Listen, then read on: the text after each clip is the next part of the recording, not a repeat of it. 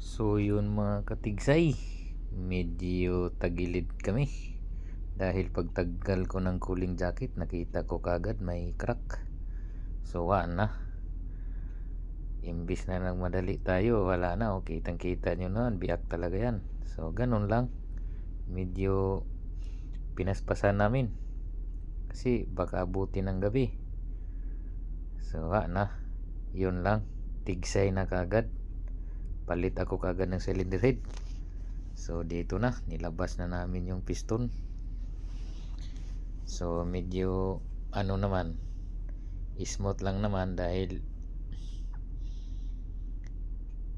easy lang kasi medyo mahaba pang oras kasi hanggang bukas pa naman kami. So yan na, binaba na namin, inayos na namin, nilinis nila. Na, hindi ko na pinakita yung pagbunot, pabalik-balik lang naman yan. So ganun lang, sa awa ng Diyos okay naman. So yan yung mga tropa, so ayos na. So medyo kanya-kanya tayong birada dahil pagkatapos namin naangat yan, doon namin inasimbol naman namin yung exhaust valve kasi pinalitan ng lahat dahil bago yung cylinder head, bago din yung jacket para sure ball. So ganun lang ang diskarte, ganyan lang.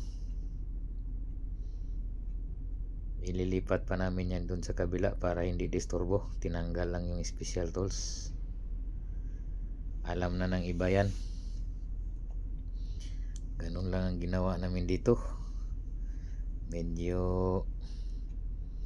alanganin na kami nag-umpisa niyan dahil di pa magka-desisyon yung sure kung pwede pa dahil masama daw ang panahon.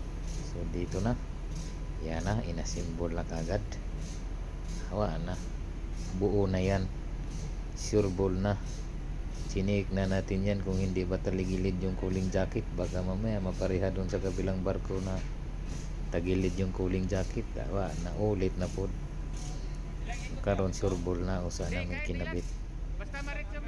Ganyan lang, easy lang, basta happy lang, walang pagod, sama-sama ng tropa. Na secure na, Tigsay na. Ito yung mga grupo ni Tigsay. Wala na, ubos na.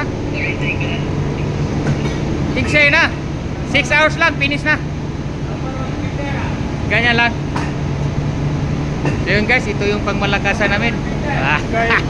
Whatever he's saying, it's all bullshit.